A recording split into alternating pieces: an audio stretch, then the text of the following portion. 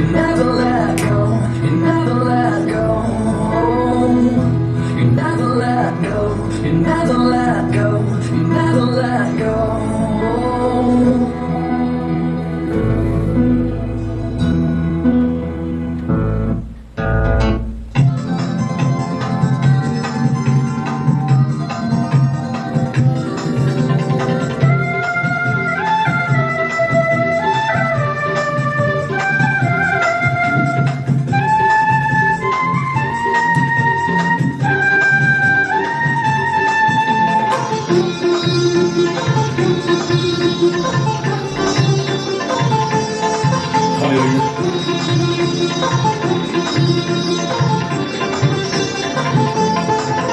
नीले आसमां के पार जाएंगे, मेरा ईश रहता वहाँ। नीले आसमां के पार जाएंगे, मेरा ईश रहता वहाँ। हम मिलेंगे बादलों पर, हम मिलेंगे बादलों पर, देखेगा सारा जहाँ। नीले आसमां के पार जाएंगे, मेरा ईश रहता वहाँ।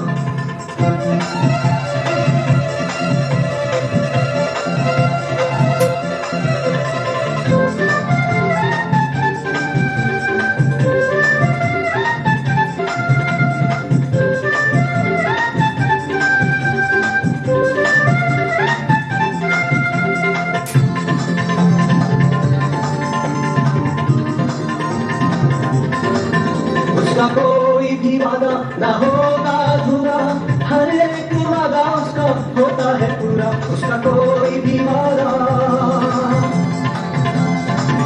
उसका कोई भी वादा ना होगा अधूरा, हर एक वादा उसका होता है पूरा।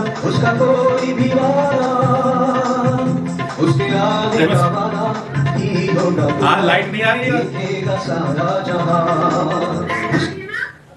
लाइट नहीं आ रही, लाइट। अच्छा, आपकी नहीं आ रही क्या? हाँ, देखते हैं। परमेश्वर, प्रार्थना करो लाइट आ जाए। इधर मोमबत्ती जला रखे सामने। हाँ, जो भी धुंधला धुंधला सा दिख रहा है। मोमबत्ती थोड़ी लगा रखी है, देखो शकल दिख रही है। आ जाएगी। Okay, praise the Lord. Okay okay, praise the lord, praise the lord, hallelujah. धन्यवाद यीशु राजा, तेरी महिमा हो। ईश रहता वहाँ।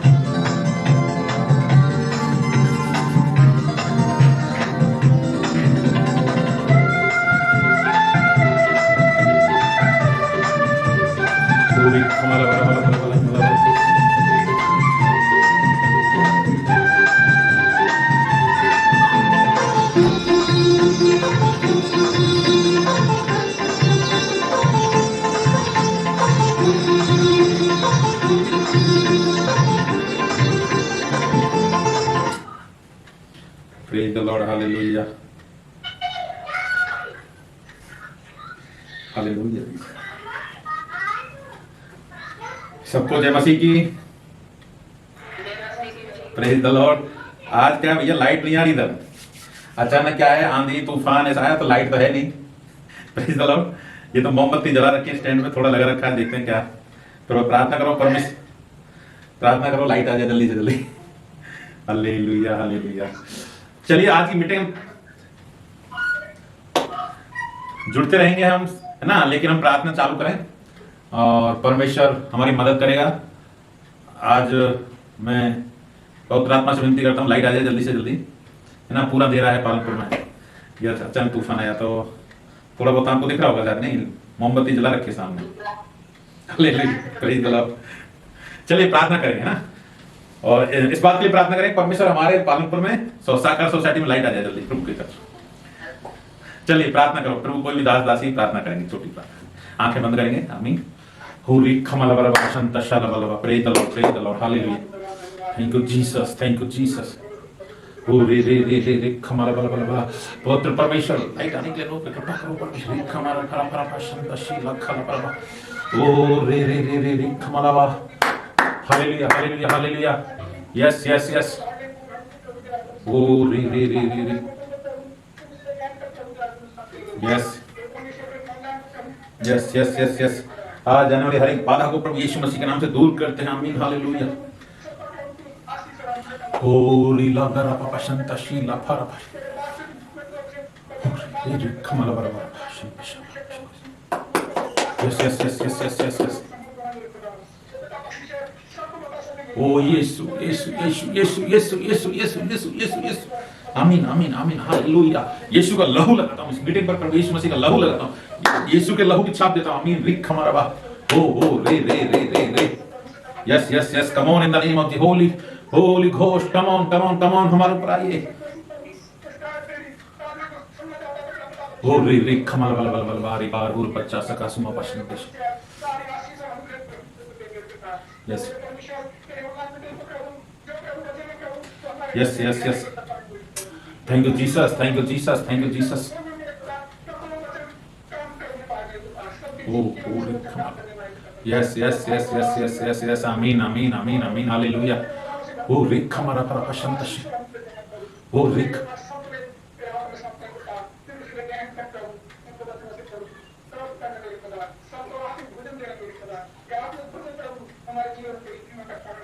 वो ये खराब। आमीन आमीन आमीन।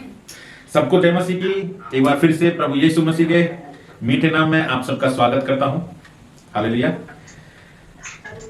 आज पहली बार हुआ है ऐसा कि अभी लाइट नहीं है ना, और 2 मोमबत्ती जला के टॉर्च भी थी, लेकिन टॉर्च में सेल नहीं लग रही, क्या पता, मालूम नहीं। और प्रेज द लॉर्ड, मैं प्रभु का धन्यवाद देता हूं। और इसमें भी कहीं ना कहीं प्रभु की योजना होगी ना, परमेश्वर की कोई ना कोई योजना हमारे साथ होती है। Praise the lord.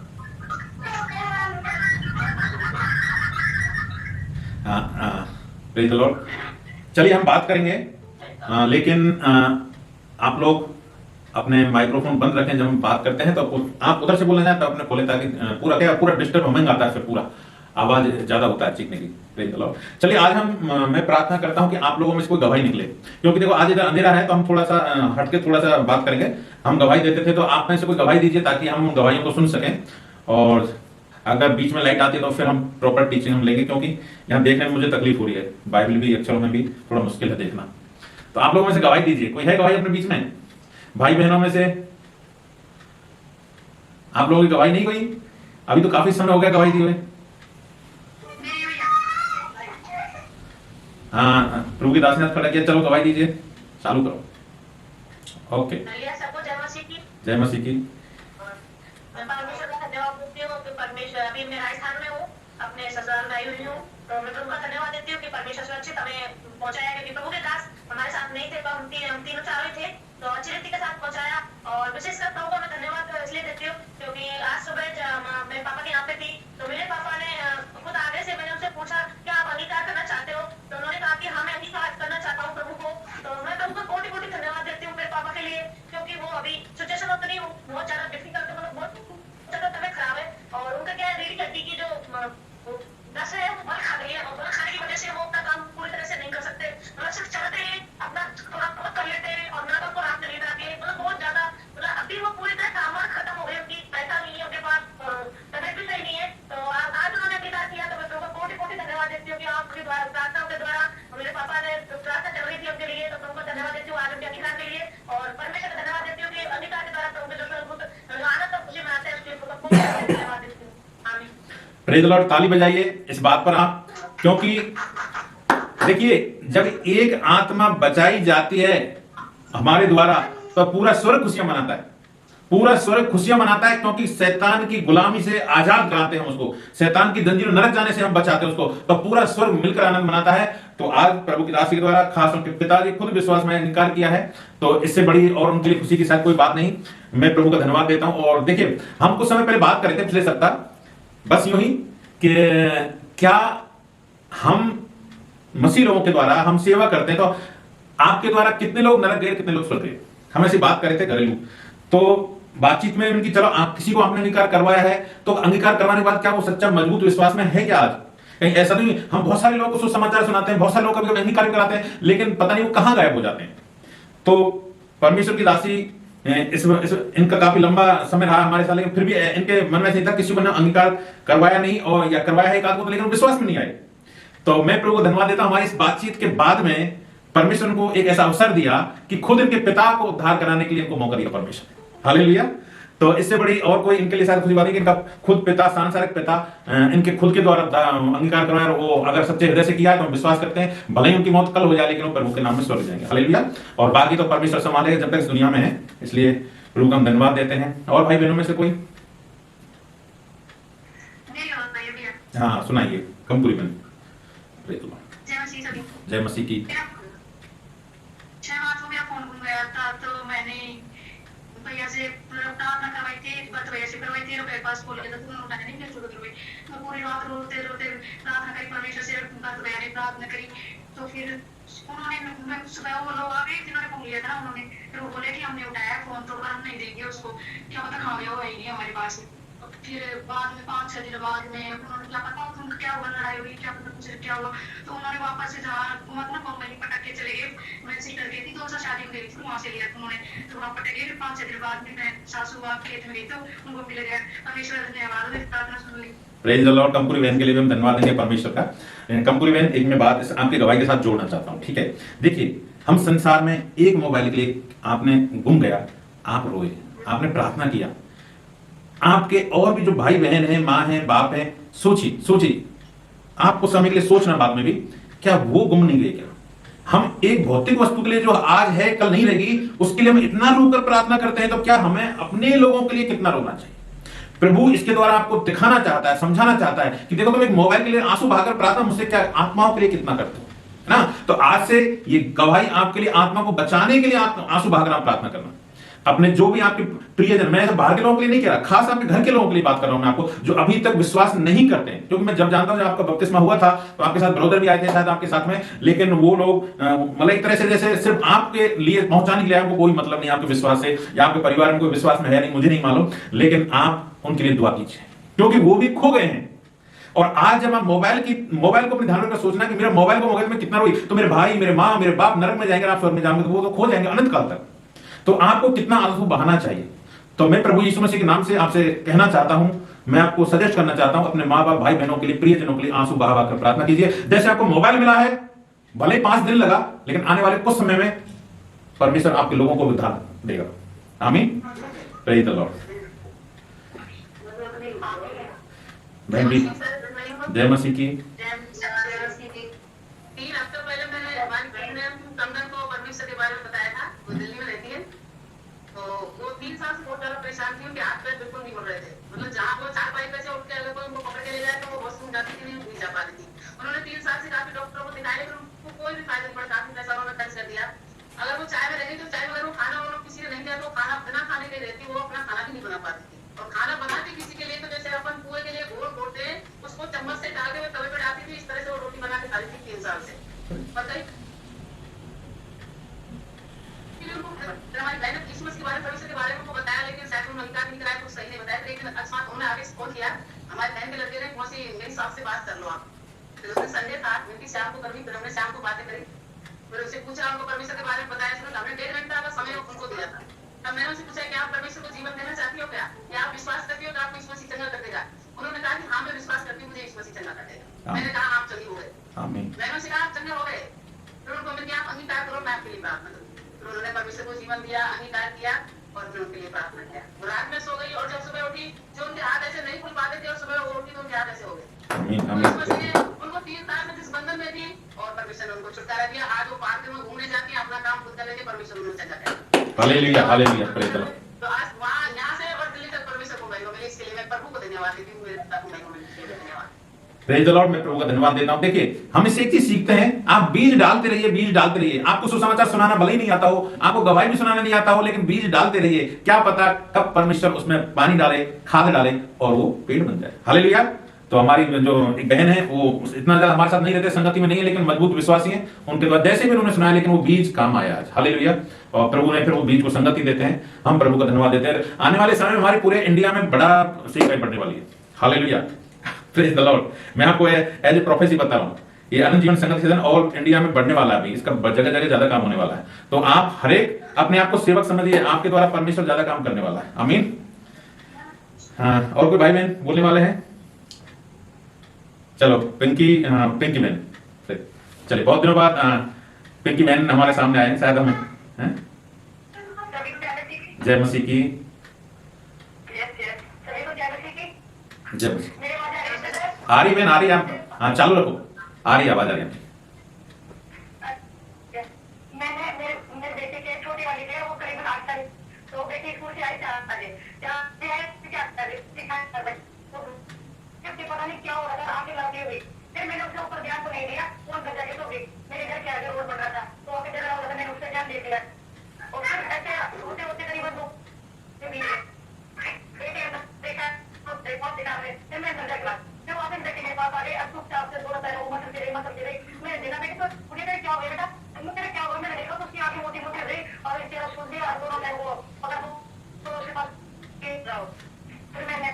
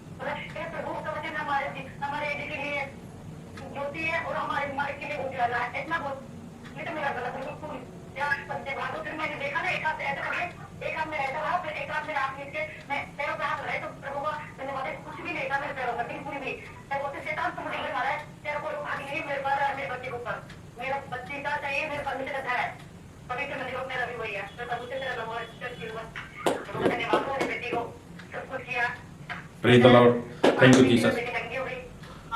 प्रभु का धन्यवाद देते हैं, परमेश्वर ने आपको बचाया। आमीन।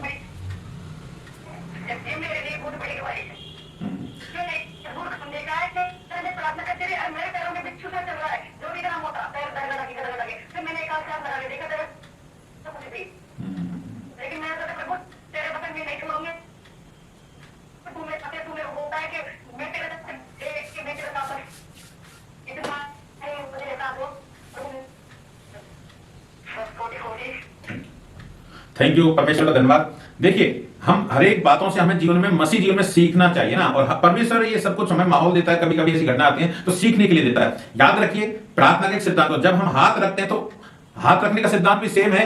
उधर से अगर हम किसी को चंगाई दे रहे हैं, हम किसी का सामने दे रहे हैं, तो उधर से भी कुछ ना कुछ हमें शिफ्ट होता है। सामने कुछ अगर ऐसा आप हाथ रखोगे तो हाथ जिसके ऊपर रखा है उससे भी शिफ्ट होता है। तो हमेशा जब भी देखो, हमारी बेटी के लिए तो हमें हाथ रखना ही है, सब कुछ करना ही जो भी हम, लेकिन याद रखिए आप संगति कभी मत छोड़ना। देखो, मसीह होने का मतलब ये नहीं है कि आप संगति छोड़कर और आप अकेले में कुछ भी करें, नहीं। कई बार क्या होता है, शैतान बड़ा चालाक है, और हम जब लोगों के लिए प्रार्थना करते हैं तो कुछ प्रॉब्लम हमारे ऊपर हावी हो जाती हैं। लेकिन अगर हम संगति में हैं, चर्च में साथ संगति करते हैं, पास्टर के साथ संगति करते हैं, उनके परमेश्वर के दासों के साथ में आप लगातार संगति में रहते हैं, तो वो चीजें आप पर हावी नहीं होने पाएंगी। इसलिए याद रखिए, वचन, प्रार्थना, उपवास और चर्च की संगति नहीं छोड़ना कभी, क्योंकि प्रार्थना एक दूसरे का आदान प्रदान है। हालेलुया। तो हम जब दूसरों के लिए प्रार्थना करते हैं तो गड़बड़ी, कुछ जीवन की जो गड़बड़ी है वो हमें शिफ्ट हो जाती है। अगर आपका प्रार्थना का जीवन अच्छा नहीं है तो वो आपके ऊपर कब्जा कर लेंगी। इसलिए हमेशा प्रार्थना करके आप प्रभु से अपने आप को लहू में ढककर प्रार्थना कीजिए। जब भी कभी प्रार्थना करते हैं आप, मैं दासियों से कह रहा हूं, जब भी आप प्रार्थना करते हैं पहले अपने आप को सील कीजिए, अपने आप को लहू में, क्योंकि आपका जीवन बड़ा महत्वपूर्ण है। आपके द्वारा हजारों आत्माएं बचाई जाती हैं, लेकिन कहीं एक स्पिरिट के कारण हमारी भी गड़बड़ी ना आ जाए। लेकिन इसलिए पहले चाहे मन में करिए, अगर मौका नहीं तो मन में प्रार्थना करो या खुल कर, लेकिन पहले अपने आप को लहू में सील करो आप, ठीक है? फिर कोई भी ऐसी आपके ऊपर प्रॉब्लम नहीं आएगी। Praise the Lord. ठीक है, प्रेज द लॉर्ड। लाइट आ गई है, प्रभु का मैं धन्यवाद देता हूं। और चलिए अभी हम थोड़ी देर मोमबत्ती नहीं बजाते हैं, है ना, लेकिन म्यूजिक साहब लाइट नहीं जाएगी लोगों के लिए। हालेलुया। चल 1 मिनट।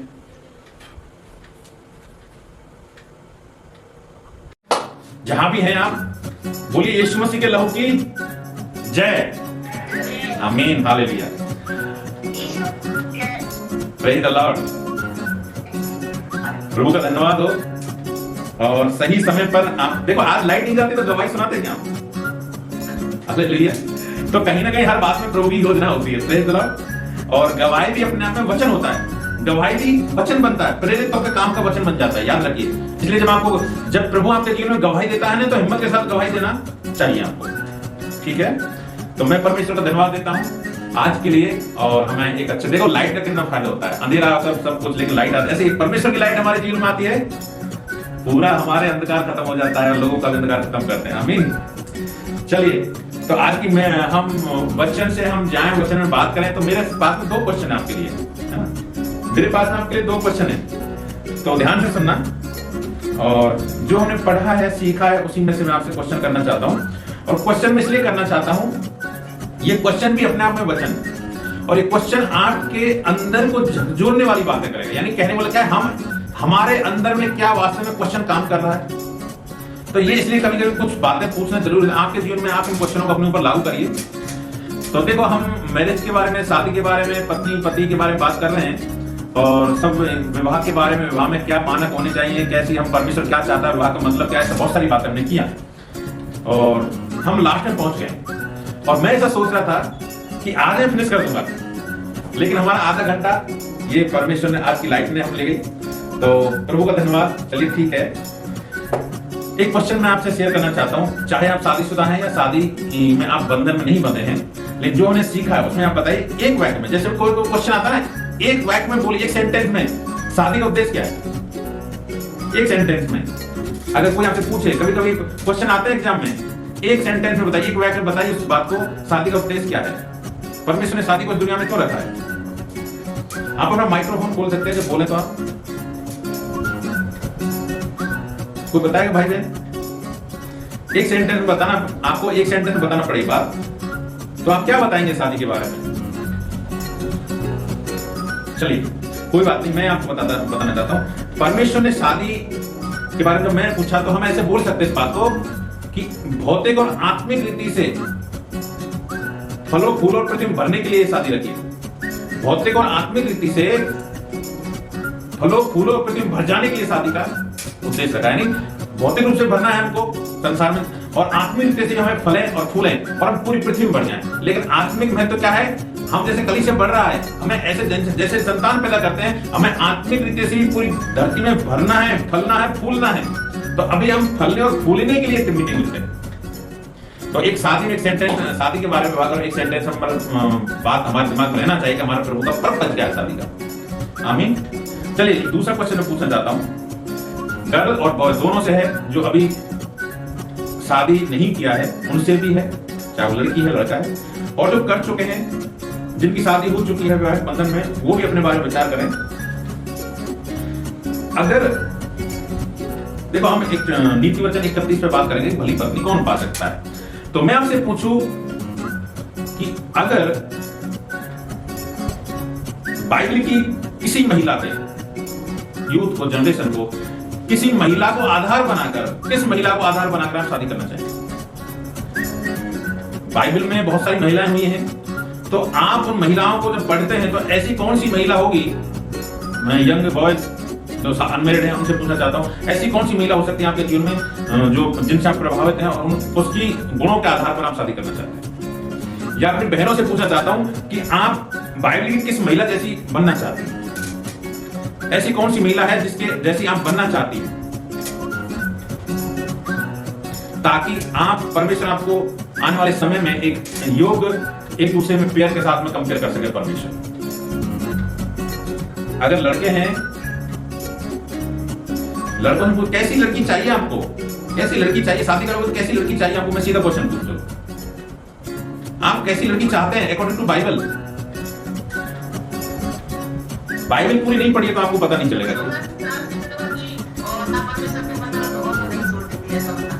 कौन सी कौन सी कौन सी अन्ना, अच्छा अच्छा अच्छा अच्छा, और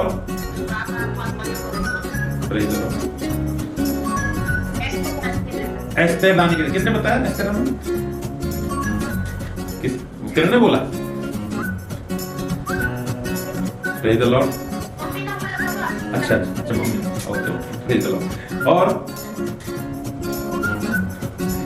बाइबल की किस महिला की, चलो अच्छा किस महिला जैसे आप बनना चाहते हैं। आपको देखो, आप महिला हैं तो आप परमेश्वर के दृष्टि में कैसी महिला बनना चाहते हैं? बाइबल तो पढ़ी है ना आपने एक बार पूरी, तो आपको महिलाओं पर नजर दौड़ाओ, आप तो कैसी बनना चाहते हैं? ठीक है, चलो कोई बात नहीं, आपका उत्तर आएगा, मैं आपको वचन में लेके जाऊंगा। ठीक है, देखिए हमने सभी बातों पर, सभी विषयों पर, वचनों के आधार पर बात किया है। तो अब लास्ट में हमारा विषय यही था कि भली पत्नी कौन पा सकता है, भली पत्नी पाने के लिए कौन तैयार है? ऐसी पत्नी की देखो, हर एक युवक को एक खोज करनी चाहिए भली पत्नी पाने के लिए, और हर एक लड़की को भली पत्नी बनेगी, ऐसा उसे भली पत्नी बनने के लिए उसको प्रयास करना चाहिए। और जो अभी शादीशुदा, शादी हो चुकी है, वो भी नहीं है तो उनको भली पत्नी बनना है। हालेलुया। ऐसा नहीं है कि आपकी शादी हो चुकी है तो आपकी तो टेंशन खत्म, आपको भी भली पत्नी बनना है। तो इस विषय पर हम बातचीत करेंगे और नीति वचन 31 चैप्टर में जाएंगे हम। भाई झगड़ालू बहने तो नहीं है हमारे बीच में, ग्रुप में कहीं बेचारे पत्नी बेचारे फंस रहे हो जो शादीशुदा बहने अपने आप में प्लीज ये इसको एक बार ध्यान देना, कहीं आप हर बात पर झगड़ने वाली, अपने पति से झगड़ने वाली तो नहीं है। तो वचन में क्या लिखा है? वचन में लिखा है 21:9 में, लंबे चौड़े घर में झगड़ालू पत्नी के संग रहने से छत के कोने में रहना उत्तम है। तो बेचारे क्या है, पति कोने में जाके दुबक जाते हैं। हमें झगड़ालू पत्नी नहीं बनना है। परमेश्वर, आप झगड़ा करेंगे पति के साथ में, अपने पार्ट एकता, अगर आपस में झगड़ा करेगा, देखिए पति पत्नी दोनों एक हैं, अलग नहीं है। वचन लिखा कोई मनुष्य को अलग करने की ना सोचे। तो जब एक हैं और हम झगड़ते हैं तो क्या होता है? एक हाथ को हम काट रहे हैं, एक हाथ को काट रहे हैं, अपने हाथों से, अपने शरीर से अपने आप को लड़ रहे हैं। ये कहां का उचित न्याय है? इसके बारे में वचन में ज्यादा गहराई से वचन की अगर समझ है तो हम समझ सकते हैं हमको क्यों नहीं झगड़ना चाहिए, क्योंकि परमेश्वर ने आपको एक बनाया है। एक, अब एक को कैसे अलग करेंगे? इसको तोड़ना पड़ेगा, और तोड़ने के बाद काम का नहीं रहेगा।